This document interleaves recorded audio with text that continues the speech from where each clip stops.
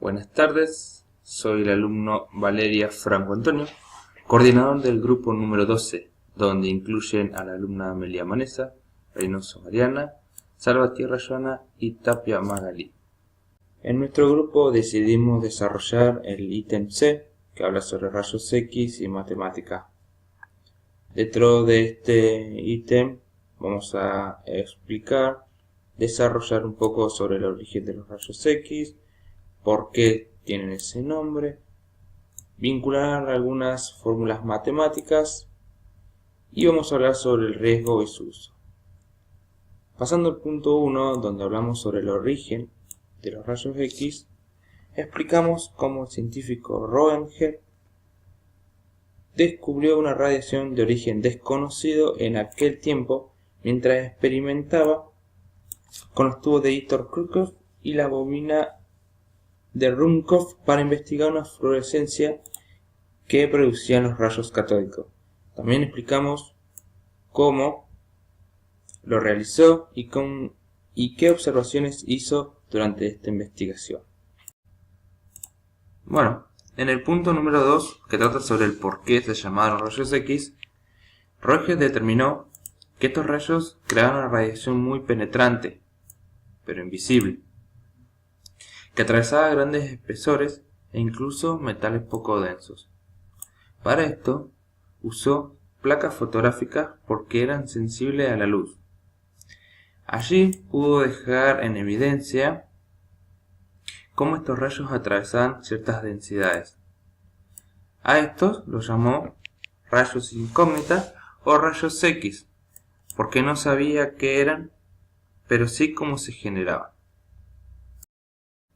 En el punto número 3, que trata sobre las fórmulas matemáticas que vinculan con los rayos X, acá podemos hablar sobre muchos aspectos. Pero primero hay que nombrar el kilovoltaje, que es la técnica que determina la penetración de los rayos. O sea, que cuanto más se aumenta, mayor penetración de los mismos vamos a tener. Por este factor también se puede controlar la escala de los contrastes. Después hay que nombrar al miliampere, que este factor determina la cantidad que se va a utilizar, por ejemplo, para hacer una radiografía. También el miliampere segundo, que este está ligado con el tiempo de exposición que se designe. Bueno, acá explicamos un poco sobre el sexo de radiación, bueno, cómo varía un poco el miliampere, cómo jugar, por decirlo así, con el kilovoltaje, cómo calcular el kilovoltaje y una fórmula para calcularlo también, donde se pueden usar ciertos espesores, porque no todos los pacientes son iguales. Bueno, una fórmula sencilla que se usa mucho.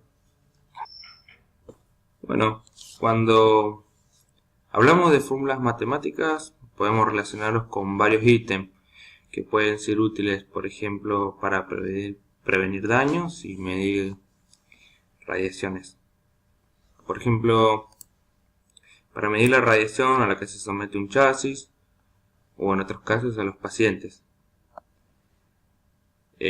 donde se utiliza como unidad la exposición el Röntgen, que equivale a 2,58 por 10 a la menos 4 coulomb sobre kilogramo de aire, que con esto podemos calcular la cantidad de radiación, pero no podemos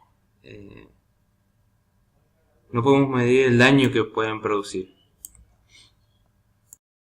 El otro factor que podemos medir o calcular serían los efectos biológicos que se pueden producir, que para eso sería medir la dosis total recibida, donde D, que es dosis total recibida, es igual a D minúscula, que es la dosis por unidad de tiempo, por el tiempo de exposición que se coloca el objeto o en ciertos casos los pacientes.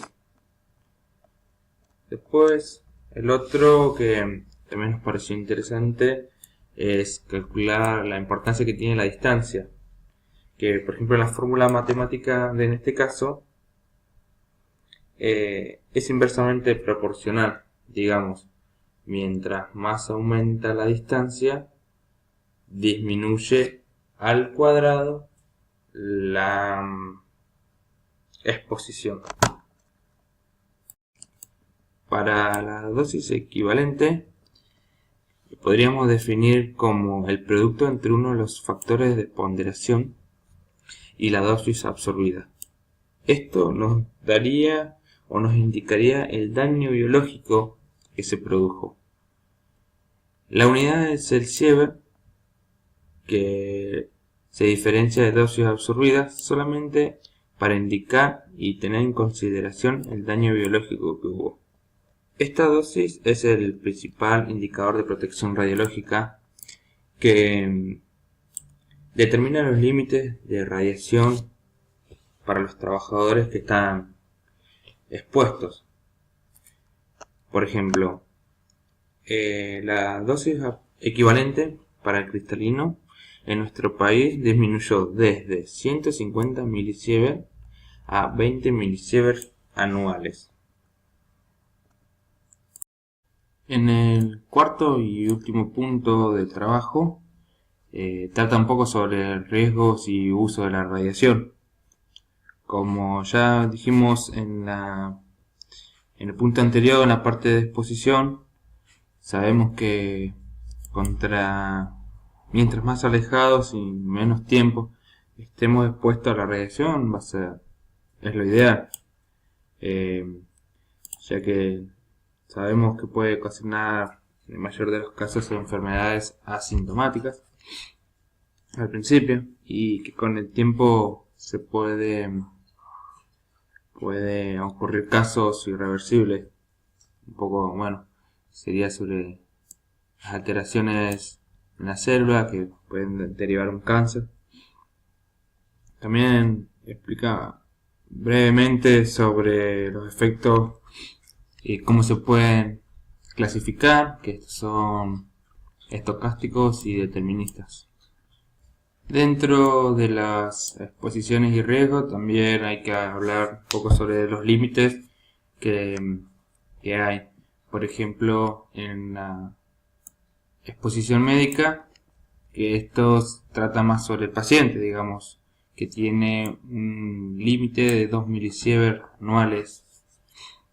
Después está la exposición ocupacional, que esto ya trata más sobre el trabajador, vendría a ser el técnico radiólogo en este caso, que tiene un límite de 20 milisievert anuales.